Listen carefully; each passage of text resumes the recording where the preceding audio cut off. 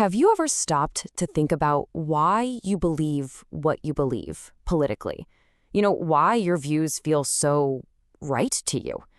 Well, it turns out it's not just random chance. There's actually a science behind it all. So let's dive in and start to unpack the hidden forces that shape who we are politically. I mean, really think about it.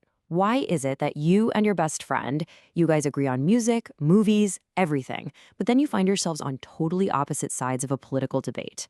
Or maybe, why do you see the world so differently from your own parents, the people who raised you? Well, the answer isn't just a flip of a coin. It's actually this complex, lifelong journey. It starts, believe it or not, the day you're born, and it's shaped by all these different factors. Some you probably don't even realize are at play. In this whole process, it actually has a name. It's called political socialization. And this is the core idea we're going to explore today. Think of it as the framework, the blueprint that helps us understand how each of us builds our own unique set of beliefs about government and how the world should work.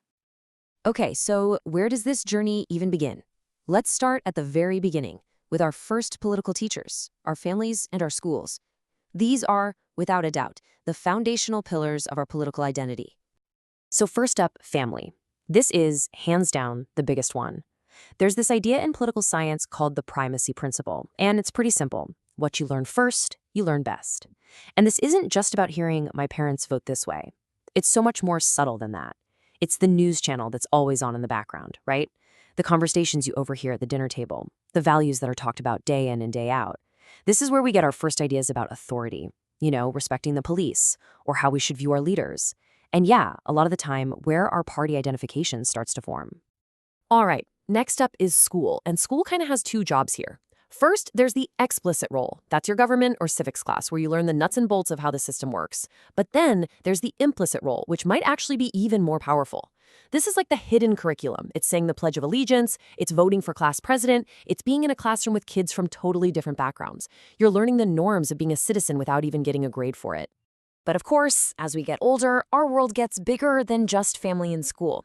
So let's broaden the lens a bit and look at how the groups we join, our communities, our organizations, keep molding our political views. And you can really see this in the connection between religious groups and voting patterns. I mean, just look at the 2016 election data here. A majority of white Catholics and evangelical white Christians tended to support Donald Trump. On the other hand, most Hispanic Catholics and about 3/4 of Muslims supported Hillary Clinton. Now, this isn't a coincidence. It's a really clear example of how our group identity can be a powerful predictor of our political choices. And this goes way beyond just religious groups. Think about any civic organization you might have been a part of, maybe Habitat for Humanity or local environmental club. This is also a form of political socialization. You might think you're just building a house or cleaning up a park, but you're also learning these super practical political skills: how to organize people, how to speak in public, and maybe most importantly, how to cooperate and compromise with people you don't always agree with. You're basically practicing politics without even knowing it. Okay, so we've got family, school, and the groups we're in, but there's another huge factor we have to talk about, and that's time. Yeah, time itself. When you were born and where you are in your own life can completely change your political outlook. And time really hits us in two different ways, and it's super important to get the distinction here. First, you have the generational effect. This is all about the big historical events that your entire generation goes through together. Think about the Great Depression or World War II, or for a more recent example, 9/11.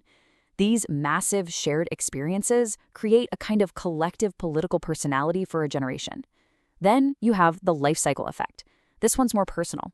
It's simply how your views change as you get older and move through life. A college student who's worried about tuition debt is going to have very different political priorities than a retiree who's focused on Social Security, right? Same person, just different stages of life. And here's a story that just perfectly illustrates that generational effect. This is Gertrude Gottschalk. She lived through the Great Depression, one of the toughest economic times in history. That experience of immense hardship just so deeply ingrained in her the importance of government and her duty as a citizen that even when she was over 100 years old, she was still politically active and just couldn't understand why someone wouldn't vote. Her entire political identity was forged in that crisis that her generation shared. Speaking of these shared crises, Has there ever been a single period in American history that so fundamentally rocked a generation that it permanently changed how we see our own government? Absolutely, and you can see it right here on this chart. It's staggering.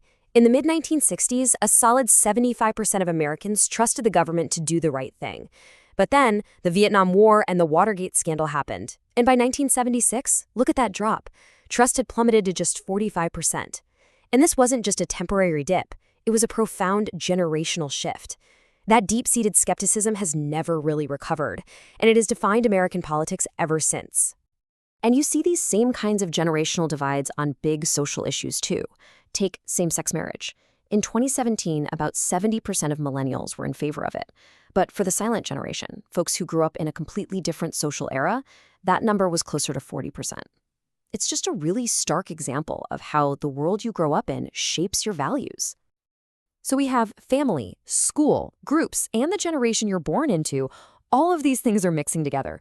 So let's actually put it all together now with a real-world case study. This is going to show how one single event can actually send people from the same generation down totally different political paths. The event? The 2008 financial crisis. Now, for millennials, this wasn't just some story on the news. This was the defining economic event of their coming-of-age years. It completely shaped how they saw money, opportunity, and whether the system itself was fair. So let's take Tori Hall. For her, this was personal. Her family went through real economic struggle. She talks about going a winter without heat, and that experience directly shaped her politics. To her, that kind of hardship was proof that the system was rigged, and that's what led her to support a candidate like Bernie Sanders, who was promising to make huge systemic changes. But now let's look at Jeremy Wiggins. He's also a millennial. He also lived through that same recession. But for him, the anxiety wasn't about inequality.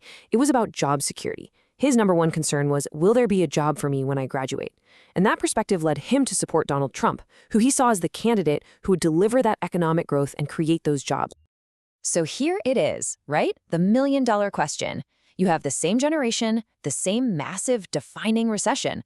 So why did they end up in such different political places? And the answer is because a big generational event like a recession is just one piece of the puzzle. It gets filtered through everything else we've talked about: your family's values, your socioeconomic class, the community you grew up in, and your own unique life experiences. Political socialization isn't just one thing. It's the unique intersection of all these things. It's like a personal recipe, and each of us has a slightly different one. So what's the big takeaway here?